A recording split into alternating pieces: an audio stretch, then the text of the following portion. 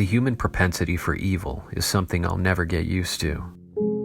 In fact, it's all around us in every facet of life, something the media covers like bees to honey.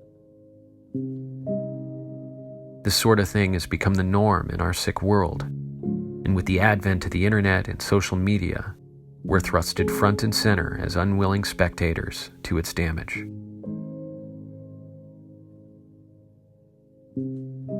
And with the most recent arrest of Delphi murder suspect Richard Allen, we've been granted an unprecedented view of this mysterious case and its evidence. In fact, the past 16 months have enlightened us more than any time in the investigation's history, shedding much light on its mythological killer.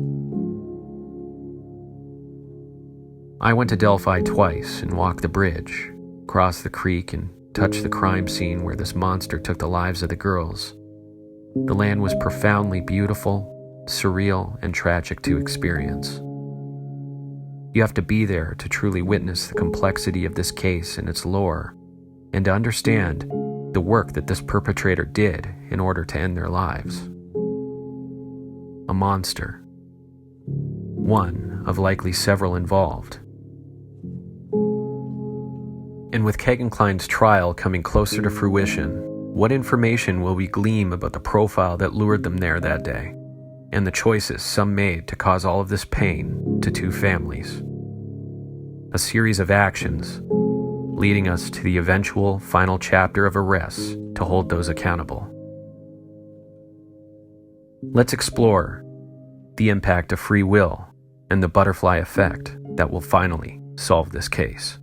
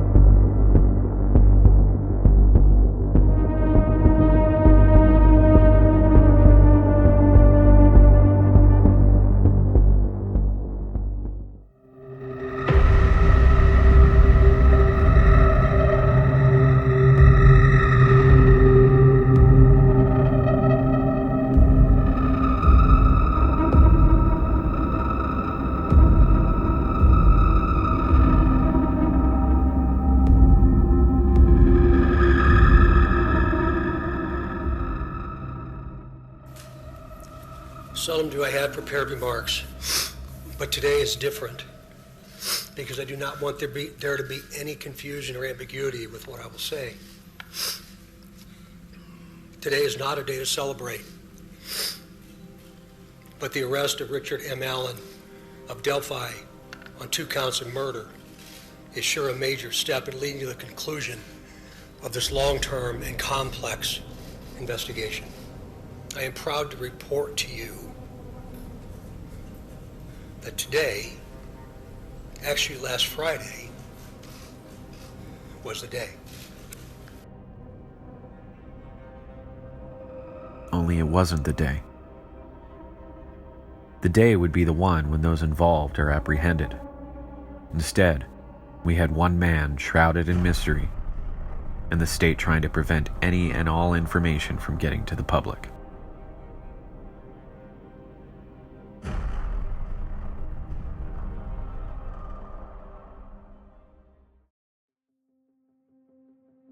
Once the probable cause affidavit was released, we learned several things about the crime. We learned about the juvenile witnesses who saw the suspect on the trail to Freedom Bridge that day. We learned about him reversing his vehicle into the building at the CPS lot to prevent anyone from seeing his license plate. We learned that the vehicle was a dark-colored, mid-sized vehicle resembling a PT Cruiser, and that someone saw the suspect bloody returning to his vehicle after the crime, and that an unspent .40 caliber bullet was found at the scene. Most of these things had already been rumored over the years, however. Things even that Becky, Patty, and others claimed were baseless. And yet here we are. They wind up true. This is really nothing new, however. They did the same thing about the girls being catfished to the bridge for some reason. I like to tell myself that they did this to assist the case, though I fail to see how creating a false narrative helped the case at all. I mean, they all acted surprised by the Anthony Shots profile until they were forced to admit they knew due to leaked documents. It's truly bizarre.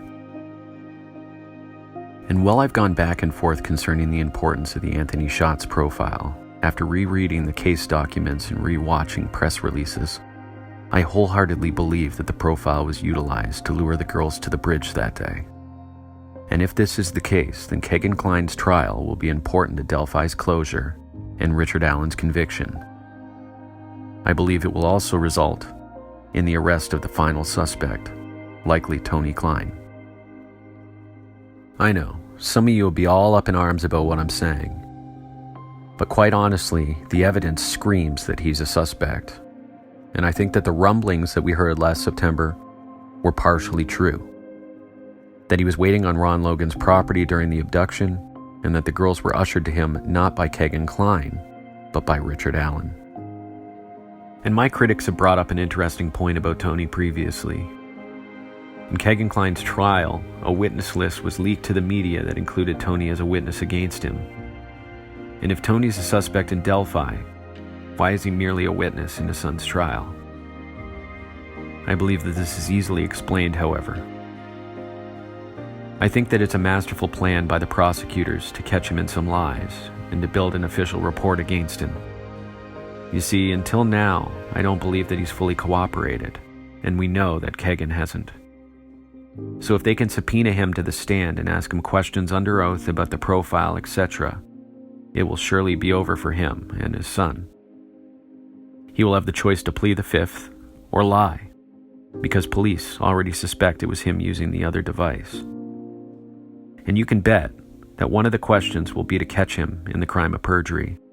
Mark my words, Tony Kline will be arrested by this time next year. So how does my theory fit together? Well, here it is. And let me remind you, this is entirely speculative. It's a gut feeling. And I'm not necessarily trying to convert anybody. It just makes the most sense given what we know. In regards to this case, I believe that 2 are definitively involved, probably 3. Ron Logan, Richard Allen, and Tony Kline. That in the end, Allen or Kline will wind up personally knowing Logan or his son. It is likely that Tony Kline used his son's catfish profile to speak to Libby German for several weeks, and that he lured them to the bridge trail on February 13, 2017. I believe that Tony was on Logan's land and that Richard Allen abducted the girls and brought them to the area to Tony. At some point, this psycho kills them while they're being held at gunpoint. I think that both men moved and staged the bodies and separated at about 3:50 to 4 p.m. Allen returning to his vehicle and Kline walking east towards the Marathon gas station where Kegan was waiting in a vehicle. I believe that while driving back to Peru, they drove across the bridge and that Tony threw the knife into the Wabash River. This is likely what law enforcement was looking for in September. The following day, both Allen and Kline burned evidence in separate fire pits. On February 15, 2017, the Klines flew out to Las Vegas. It's unknown what Allen is doing at this point. As for Ron Logan, it's much more complicated. His actions border on foreknowledge of the crime, at least partially. These things can be explained away if Ron finds the crime scene on the night they're missing, but this is the only way. Every other thing, the false alibi, all the lying about the times he shouldn't be aware of, lead me to the idea that he knew more than he let on. One of the first warrants was at the Maxwell residence on Bicycle Bridge Road, where in the days previous someone saw James Maxwell in bloody clothing near the Marathon gas station. This is rumored to have been covered extensively, however, by law enforcement and ruled out as animal blood. The next major warrant was at the Kline residence on February 25th, looking into Anthony's shots. This case has become like a crazy movie, one without a happy ending, and it sucks to know how horribly the sheriff's department investigated the crime scene and how the FBI screwed up on several pieces of evidence collection so badly. I mean, Kline sat free for years, even though clear evidence of a crime existed. Not to mention that it took 6 years for law enforcement to revisit evidence about Richard Allen that screamed that he was the man in Libby's video. Quite simply, the arrogance and egos of these cops should cost them their jobs. What do you guys think? Did Allen work alone? And what will the case be like a year from now? Comment below. Thank you for watching.